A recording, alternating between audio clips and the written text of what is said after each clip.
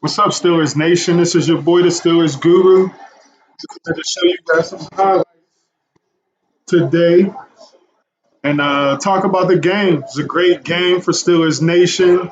Steelers pulled it out 38-7. Straight dominated the Cleveland Browns. Everybody, there was a lot of talk coming into the game how, Cleveland is 4-1 and they're ready to take that next step in the AFC North. Not quite yet. They still have some growing to do. Um, and we're reaching our peak as well. So if we continue to get better, our peak might be Super Bowl championship peak. So I'm definitely excited about this season. I'm a diehard Steeler fan. I've been a Steeler fan all my life. All you Steeler fans out there, let's talk about the game. I'm taking questions. If you got a question regarding the Bush injury, I know that was a downer today. Hate to see that, man, from a second-year player who was ascending and definitely holding it down at the inside linebacker position. So, but Spillane came in and he did his thing and had the big hit. He didn't look out of place. Sometimes when injuries happen and players step in that's on the bench, they come in and they get taken advantage of, but not Spillane. We didn't give up any points when he was in the game. So, turn it down. Excuse me for a second, everybody who's tuning in.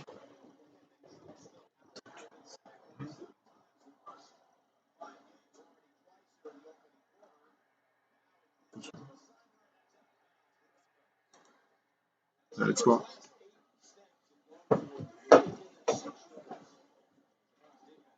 So just turn it down. Hmm? Oh, okay. Well, yeah. So we live Steelers Guru. This is Guru Talk with the Steelers Guru. We're happy about the game today. Just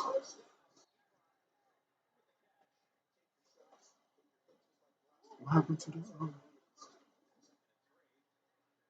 I got So everybody, so people who's tuning in right now, shout your name out and how long you've been a Steelers fan.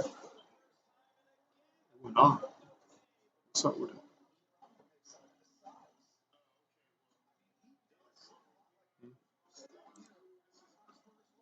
Yeah, like,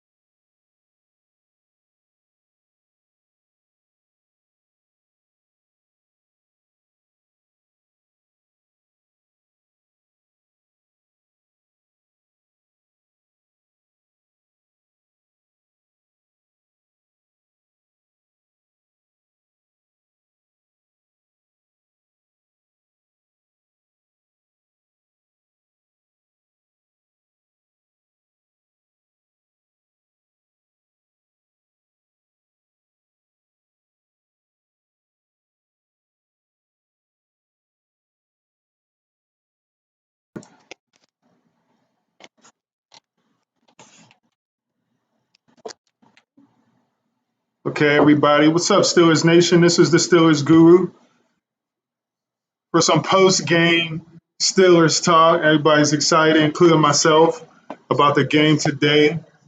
If you're watching and you're still excited, Shout your name out, where you from, what state you're at.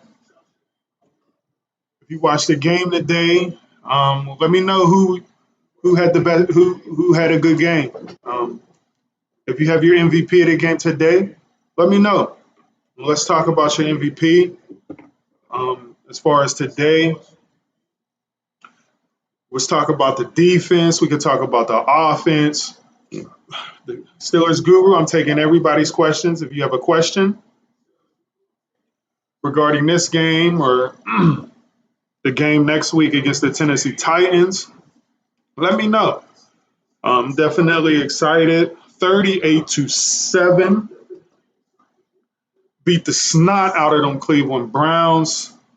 They tried to say that this might be a close game or Cleveland might win, but we still on top of the AFC North, still up on that perch, like a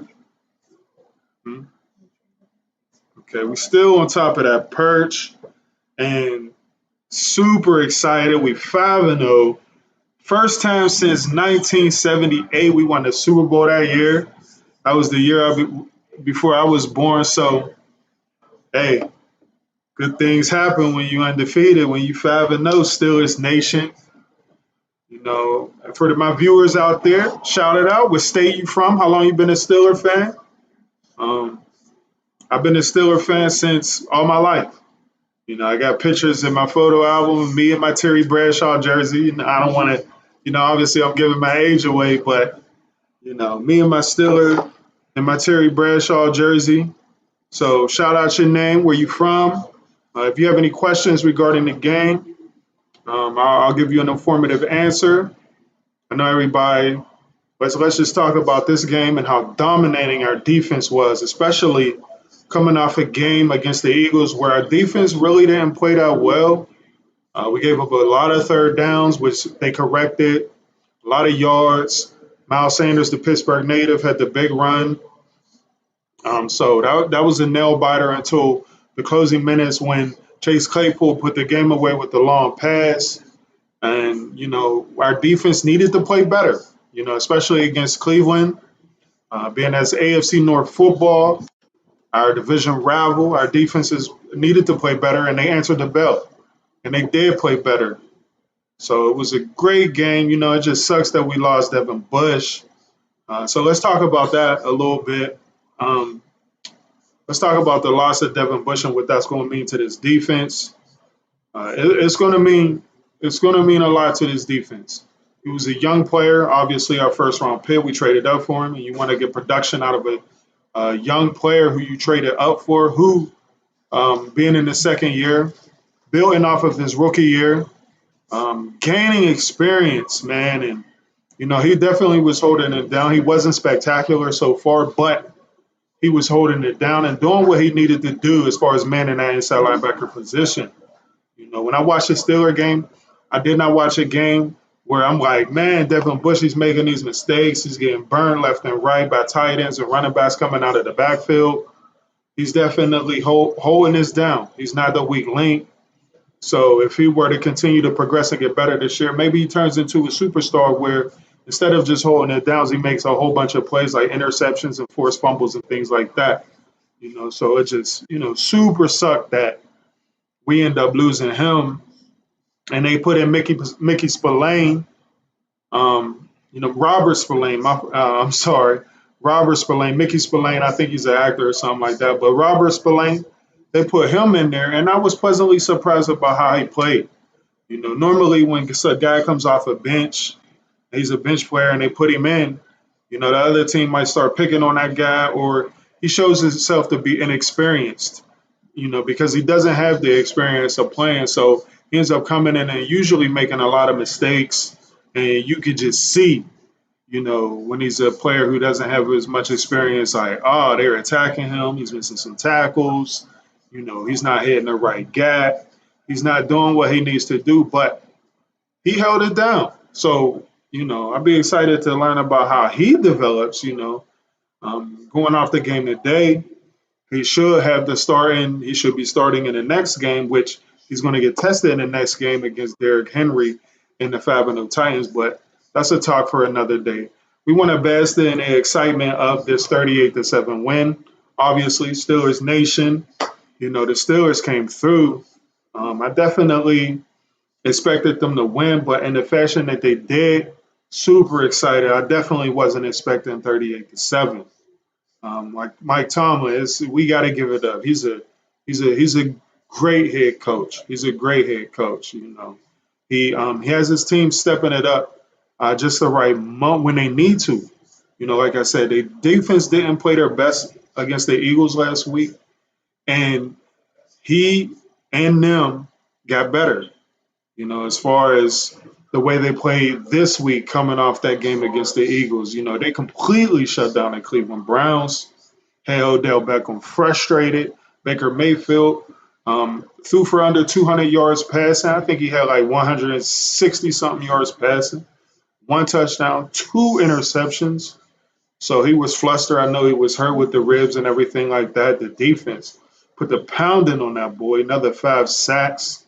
Defense is just straight balling now. Bud Dupree with 2 sacks, interceptions by Minka Fitzpatrick and Cam Sutton. I like Cam Sutton. Mike Hilton went down. That's another player that went down. But I think Cam Sutton could come in and fill that void and in some ways play better than Mike Hilton, especially in coverage. I think Cam Sutton is a better coverage cornerback than Mike Hilton, but Mike Hilton is a better tackler and blitzer. So where you lose some things with Mike Hilton, you gain some things with Cam Sutton. So I'm super excited to see how this defense plays moving forward, especially with what Cam Sutton could give them in coverage. He also has the ability to play some safety, so he's a versatile player, and we'll see what he does. So for the viewers that's out there, let me know where you from. I'm from Pittsburgh. I'm definitely Pittsburgher, a Yinzer, as some people would call us. Um, Wherever.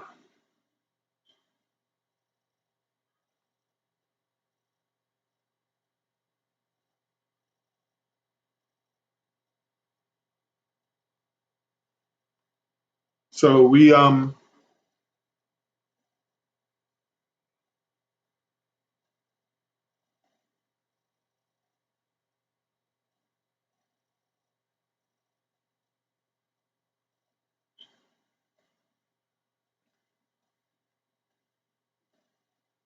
so Keosha Smith, thank you for watching.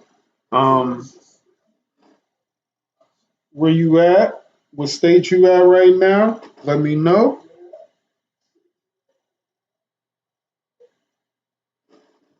Definitely super excited. So um, the Steelers offense balling. James Conner, 20 carries, 101 yards.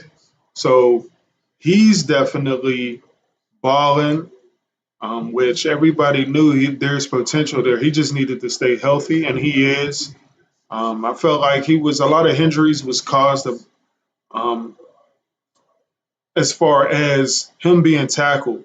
This year, it seems like he knows how to go down. He's not normally his injuries, people are tackling him a certain way. It seems like he's gotten better as far as protecting himself when he's gotten tackled. So I think that's a good reason why James Conner has been relatively injury free, as well as the fact that we're using multiple running backs now, like Benny Snell, Anthony McFarland. They're getting carries. Anthony McFarland, he's a nice switch up, change of pace back from James Conner too. 5'9", about 190, and really fast. And Benny Snell, he brings that hammer just like James Conner, not as fast as James Conner, but you can use Benny Snell in some short yardage situations that take some of the hits off of James Conner. So we're using more running backs, and that's nice. So we're not using James Conner up. But James Conner, man, dude, I like the way he ran today. He ran angry. He looked like Marshawn Lynch out there running angry and breaking tackles, and just the way he was excited after he broke a run. You can tell he was running with more energy than I've ever seen him run, especially this year. So he ran with the super dope energy, And, I definitely felt it sitting on my couch. It had me ready to run the refrigerator over. So, kudos to him, and he came through in a major way. And Chase Claypool, hey, what can you say? Leaving the team in receiving yards again with 74 yards. This is the second game in a row. And you can't say he snuck up on the Cleveland Browns because they had to see the game last week, and he showed out once again, the rookie. So, man, that was a great pick, man. What? Chase Claypool, man. He got to be the best third option in the league. I know some people will argue with me to say he's the first option, but I'm still going to go James Washington, Juju Smith-Schuster. I even put James Conner as an option over Chase Claypool. But as far as being that third or fourth option, man, he's 6'4", 240 pounds, and he's definitely taking advantage. So teams are going to have to really game plan against Chase Claypool, and that means the other players on offense is going to have eat or have more success than they've been having, such as James Conner and Juju Smith-Schuster, as well as Deontay Johnson when he comes back, and James Conner. So because that big boy at the outside playing wide receiver should take some of the pressure off the running game as well, being that he's super fast and they know he could get deep. They know he could catch jump balls because he's tall, and and his confidence is growing. So once you get confidence that you can really, really do it, man, the sky's the limit for that boy. And then we got Eric Ebron, who makes his share of timely catches. And I don't like his physicality. I think for someone 6'5", 6'4", 250, 260 pounds, he doesn't run with the physicality. Reminds me more of Jesse James. Jesse James was like 6'6", 260, but he wasn't known for breaking a whole bunch of tackles like old school Mark Rivera or anything like that, where you big, you can break tackles. So he's a little bit finesse for his size, but he runs good routes. He makes catches. He's very athletic, and he does his role well within his offense. So, like I said, anybody out there that has a question regarding the game today, I'll definitely answer it for you. I'm very knowledgeable. That's why my name is the Steelers Guru. And if you even want to talk about the game next week against the Tennessee Titans, we can talk about the game next week. And I'm facing that big Goliath of a running back, Derrick Henry, and Tannehill, who's playing highly confident right now. He hasn't been the best quarterback throughout his career, but where he's at right now with that punishing running game, he's definitely put in a position where he can succeed for that team. So that'll be an interesting matchup. What else stood out today as far as the Steelers and the Browns? I really thought that the Steelers secondary would have trouble with Odell Beckham and Jarvis Landry, but that wasn't the case. So they definitely proved me wrong and answered the bell. With the help of Minkah Fitzpatrick, that superstar safety that we have, setting the tone with the pick six early in the ball game, I think the whole defense, especially the secondary, definitely fed off that and raised their game to a level where they shut down the Browns wide receivers. So, that was a sight to behold. And the Browns, they normally have a play action passing game where Baker Mayfield, he rolls out, because of his athleticism and his speed at quarterback, he's able to get outside the pocket and do some things. But I knew they would have a tough time doing that, for the simple fact of the way that the Steelers play their outside linebackers. They normally crash down from the weak side, meaning, when Baker Mayfield play action passes and he rolls out, he normally rolls out to his backside, and that linebacker kind of crashes down. So they did a good job taking that away. I know he had the one pass to the tight end that was like for 20 yards in the second half, but other than that, I can't recall them making a whole lot of plays off the play action pass. So maybe that was because the running game just wasn't there today. Kareem Hunt, he got shut down, but that's what we do. We've been doing it all year. We have the number one defense against the run in the NFL, and we all know you stop the run, pass can follow. Especially since Baker Mayfield is not that quarterback that can beat you just with his arm and no running game. No, he definitely has to have a running game. So if you shut the Browns' running game down, Baker Mayfield is going to struggle. He's just not at that point in his career where he can beat you throwing the ball. So, and neither is Ryan Tannehill. So I fully expect, looking ahead to next week, if they shut Derrick Henry and that running game down, I fully expect the Tannehill to struggle. So, and Ben Roethlisberger, man, just what can you say? Coming off the injury, but the Steelers are using him the way that I thought that they should use him, as far as the amount of times that he's dropping back and passing. He's really not. They're not asking him to beat a team all by himself, and that's what I like. He's older, coming off the injury. I was scared that the Steelers would put too much on his plate, but they're not doing that.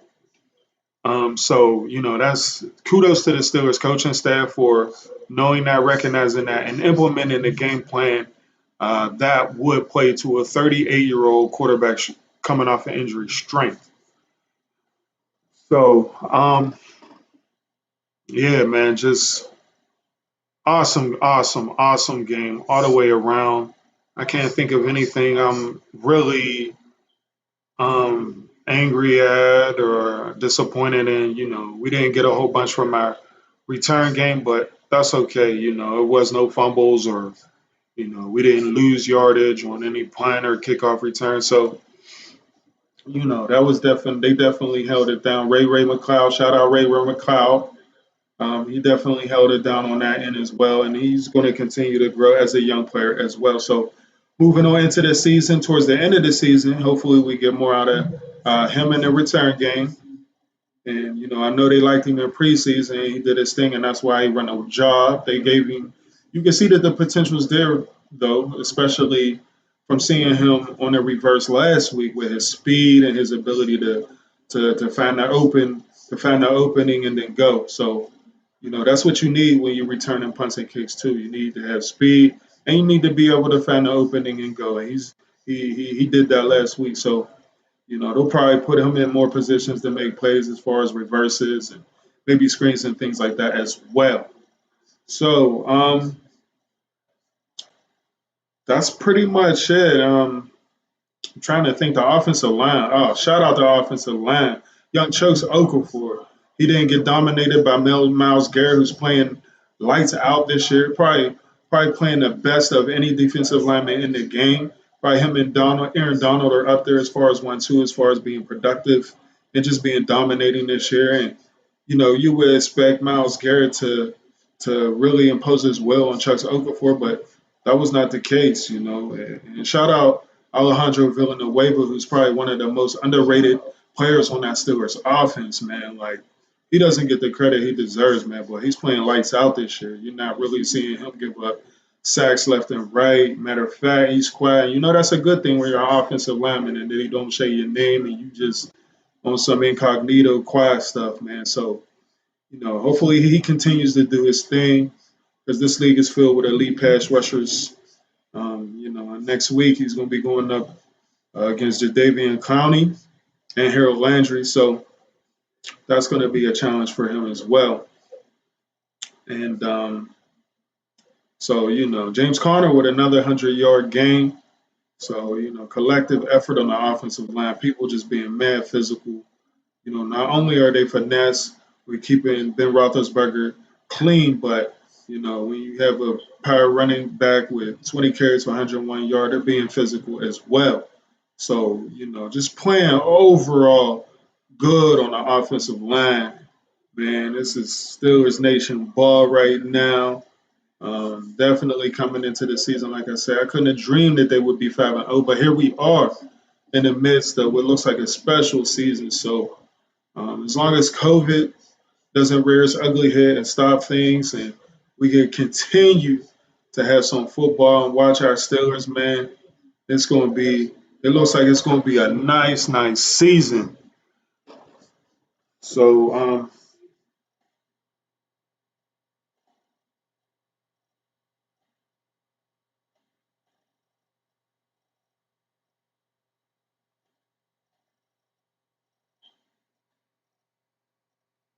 I want to give a shout out to Keosha Smith. Yeah, we're looking forward to playing the Titans, no doubt. Yeah, awesome, awesome game. And I expected it to be more of a battle as well. So that's going to be an awesome game next week.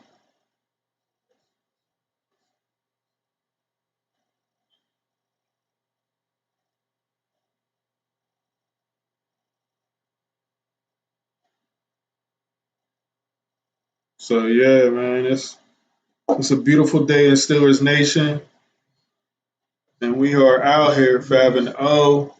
If you out there, if you watching, let's talk some Steelers. Now, unless you have work in the morning and you in bed early, show your excitement. Steelers Nation, where you at?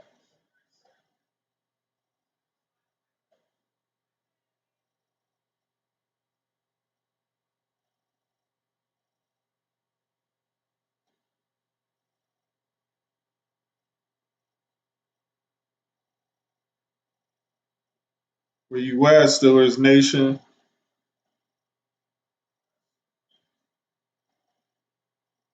Awesome, awesome game today.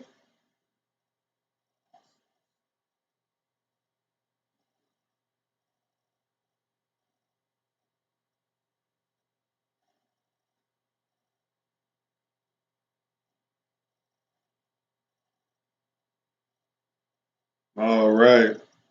Well, I'm going to end the stream, and we'll see you in a couple of days for late night Steelers talk with the Steelers Guru. Stay in touch. Let's stay as connected. Let's stay connected, Steelers Nation, on all platforms. You can follow me on Twitter at the Steelers Guru, as well as Facebook, Steelers Guru. I'm also commissioner of Adults Hardcore Fans League, the most realistic virtual football league ever.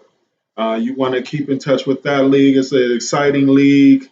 Diehard fans on every team, controlling their team, podcasts, everything like that. So what's in the real NFL is definitely in our league, and it's something to keep up on.